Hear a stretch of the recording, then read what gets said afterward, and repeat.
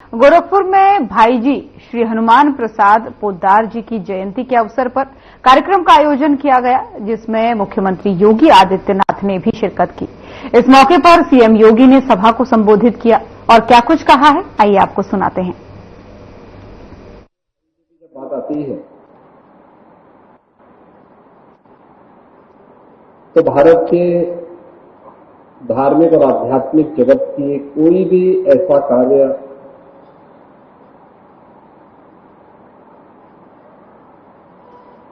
जो 10 सदी में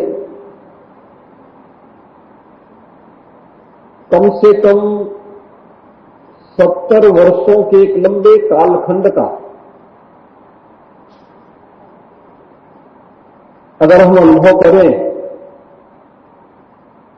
जिसमें प्रत्यक्ष या परोक्ष रूप से सर्वे भाई जी की सेवा, लोगों की नजर में ऐसा नहीं दिखता। और गोरखपुर को तो उन्होंने जैसे अपनी साहित्यिक साधना का ही केंद्र बिंदु बना दिया था। 1927 में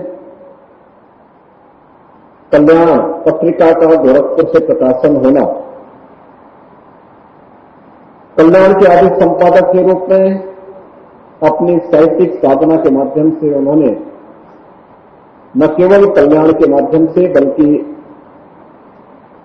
सनातन धर्म से जुड़े हुए सभी वैदिक साहित्य को, पौराणिक साहित्य को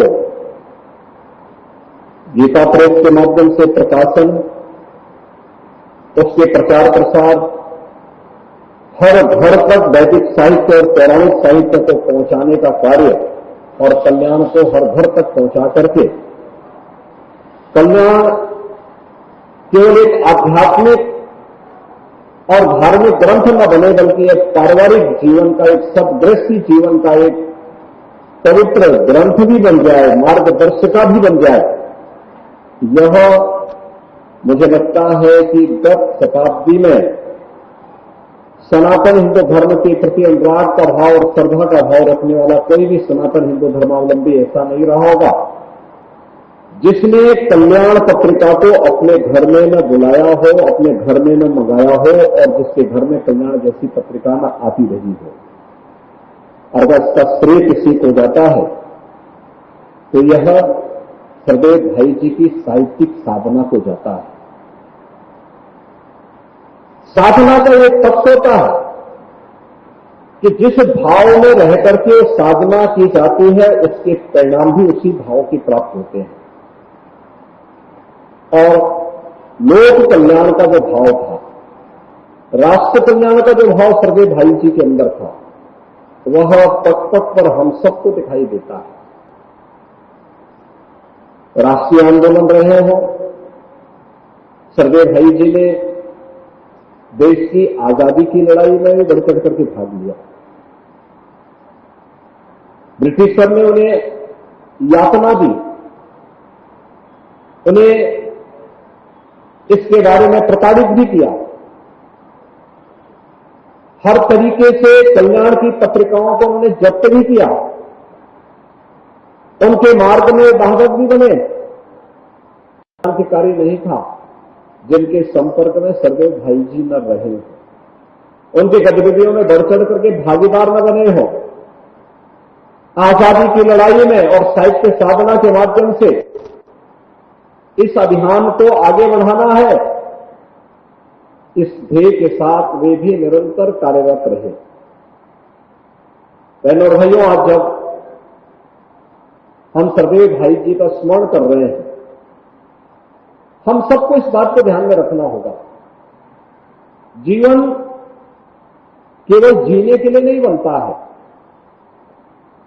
मनुष्य जीवन का और ईश्वर का सर्वश्रेष्ठ कृत्य अगर है, एक बड़े लक्ष्य को ध्यान में रख करके व्यक्ति अगर प्रयास करता है, उसके अनुरूप आचरण करता है,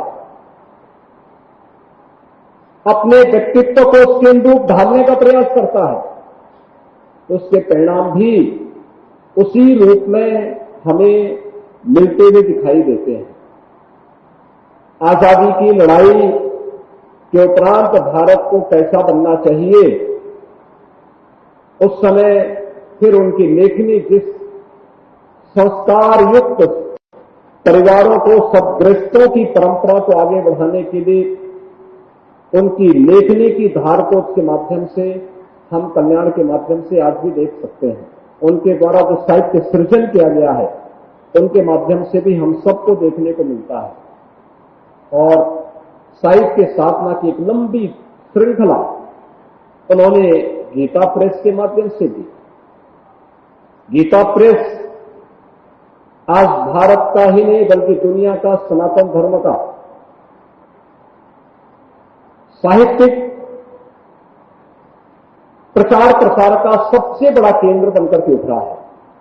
इसके पीछे का कारण है सरदेव भाई जी की साधना। सरदेव भाई जी ने उस कालखंड में जो नींव रखी,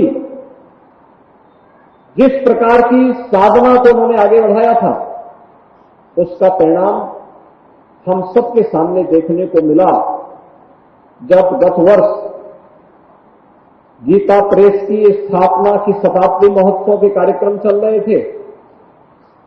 गीता प्रेस ट्रस्टी बोर्ड से जुड़े हुए लोग मेरे पास आए थे 2022 में। उन्होंने मुझसे कहा कि गीता प्रेस के शताब्दी महोत्सव के कार्यक्रम होने हैं, इसका उद्घाटन का कार्यक्रम। मैंने कहा भी ये सब बोलने से नहीं काम चलने वाला। यह कार्यक्रम हमारे लिए बहुत मायने रखता है। गीता प्रेस जैसी संस्था के 100 साल पूरे हो रहे हो, एक सामान्य नहीं असामान्य घटना है। और असामान्य घटना के लिए असामान्य कार्यक्रम हमें बनाने चाहिए। असामान्य कार्यक्रम कैसे हो?